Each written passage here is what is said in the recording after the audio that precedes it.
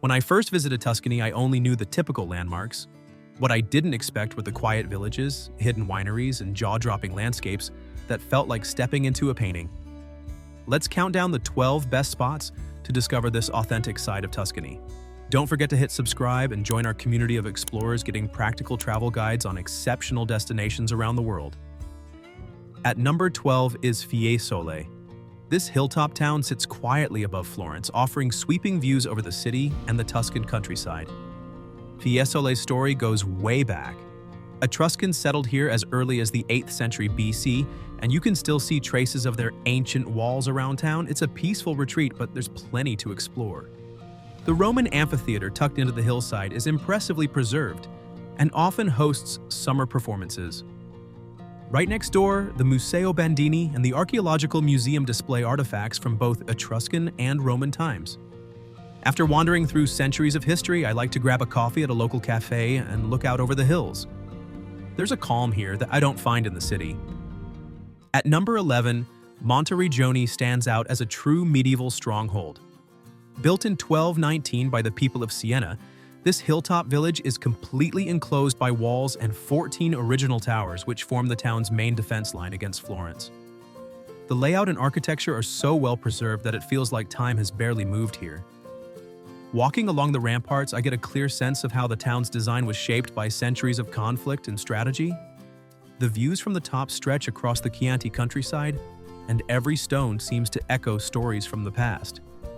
If you visit in summer, the annual medieval festival brings Monteriggioni's history to life with costumed performers and traditional crafts.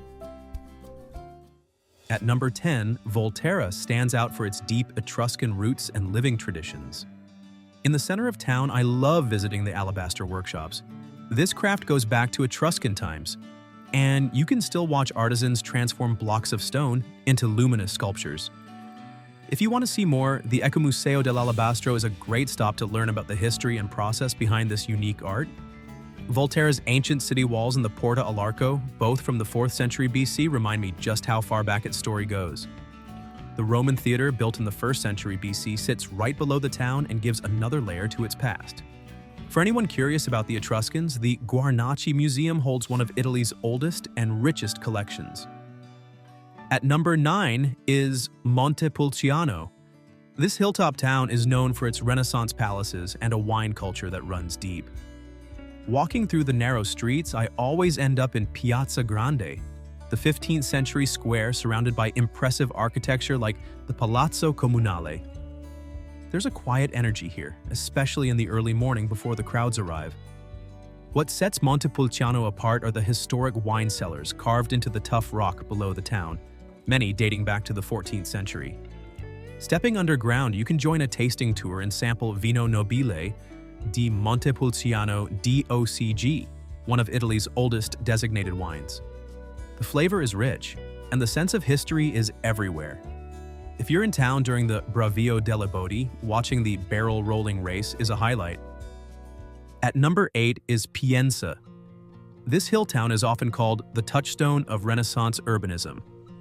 In 1459, Pope Pius II set out to transform his birthplace into the ideal city, bringing in architect Bernardo Rossellino to design a place where every building and street would fit together in perfect harmony. The result is a town with a main square framed by the cathedral, Piccolomini Palace, and Town Hall, all surrounded by winding stone alleys that invite you to wander. Pienza is also known for its pecorino cheese, made from sheep's milk and famous for its slightly tangy flavor. If you're here on market day, the weekly pecorino market at Palazzo Comunale is the best spot to sample different varieties. I like to pick up a wedge and enjoy it at one of the scenic overlooks, where the views of Val d'Ortia stretch for miles. At number 7 is Lucca. One of my favorite ways to see this city is by renting a bike near the main entrance and riding along its 16th and 17th century Renaissance walls. The tree-lined path forms a 4-kilometer loop, circling the city and giving you views of terracotta rooftops, medieval towers, and the countryside beyond. Locals and visitors both use this greenway, and it's a relaxed way to experience Lucca's unique atmosphere. After biking the walls, I like to wander through the medieval streets, stopping at the Cathedral of San Martino or climbing the Guinighi Tower for a panoramic look at the city. Lucca's elegant squares and centuries-old churches make it easy to linger and enjoy the pace of daily life. As we continue uncovering these exceptional destinations, don't forget to hit subscribe and join our community of explorers getting practical travel guides. At number 6 is Val d'Orcia, a UNESCO World Heritage landscape that captures the essence of Tuscany. The hills roll out in every direction, dotted with vineyards and iconic cypress trees. In the middle of this scenery, Bagno Vignoni stands out, a small spa town where the main square is a 16th century stone pool filled with steaming thermal water. On a cool morning, the mist here is something I always remember.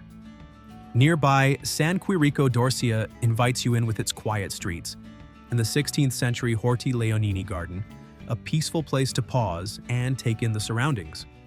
For anyone with a camera, the S-shaped cypress road near San Quirico is a classic spot, especially at sunrise or sunset. At number 5 is the Chianti region, nestled between Florence and Siena. This is the center of Tuscany's wine production, where rows of vineyards and stone villages fill the hills. Chianti Classico DOCG, recognized officially since 1984, is the region's signature wine. Look for the black rooster symbol on the label. Made mostly from Sangiovese grapes, it's known for its deep color, balanced acidity, and structure. I think the best way to experience Chianti is to visit a few wineries. Antinori nel Chianti Classico stands out for its modern architecture and innovative approach, while Ricasoli Winery gives you a look into the origins of Chianti Classico, with a castle and cellars dating back centuries. Booking tastings ahead is smart, especially during harvest. San Gimignano, often called the medieval Manhattan, is instantly recognizable for its cluster of medieval towers. There were once 72 of these towers. Now 14 remain, each built by wealthy families eager to show their status. The tallest, Torre Grossa, stands over 60 meters and offers wide views of the Tuscan hills. In the center, Piazza della Cisterna buzzes with life and leads to Gelateria Dondoli, a two-time gelato world champion. I always try their saffron and pine nut flavor, sometimes with a glass of Vernaccia di San Gimignano. This is the town's signature white wine, and it became Italy's first DOC wine in 1966. A real point of pride here. If you visit at dawn, the light is perfect for photos, and the streets are nearly empty, letting you take in the medieval atmosphere without the crowds. At number 3 is Siena.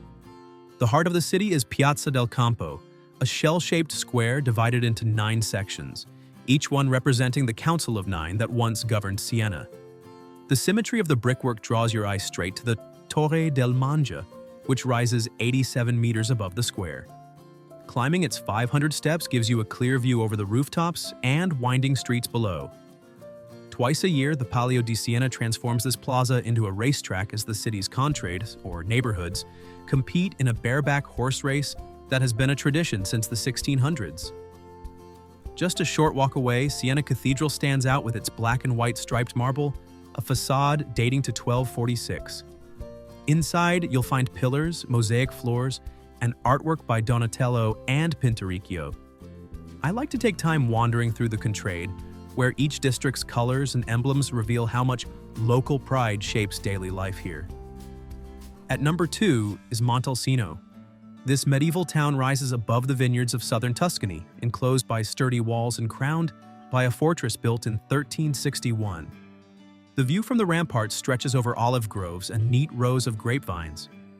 Montepulciano is known worldwide for Brunello di Montalcino, a red wine officially recognized as DOCG since 1980.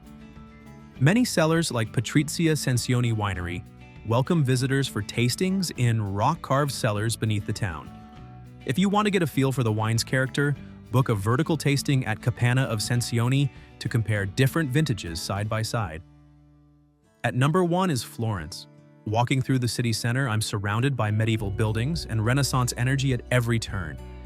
The Duomo, completed in 1436, dominates the skyline with Brunelleschi's dome. Inside, the Last Judgment frescoes are worth a slow look, and climbing to the top gives you a real sense of Florence's scale. The Uffizi Gallery, founded in 1581 and one of the oldest art museums in the Western world, houses Botticelli's Primavera, along with works by Caravaggio and Titian. Just nearby, the Accademia Gallery draws visitors to Michelangelo's David, a sculpture that always stops me in my tracks. For a quieter side of Florence, I like wandering the Oltrarno district's artisan workshops or heading up to Piazzale Michelangelo for panoramic city views. Exploring Tuscany with intention means you get more than just a checklist of sights. You discover the places and experiences that most visitors overlook. Without a guide like this, it's easy to miss the real character of the region and end up stuck in the usual tourist spots. I'd love to hear about your favorite discoveries or hidden gems in Tuscany. Share them in the comments below. And don't forget to subscribe for more expert tips and discover the world's most exciting places to explore next.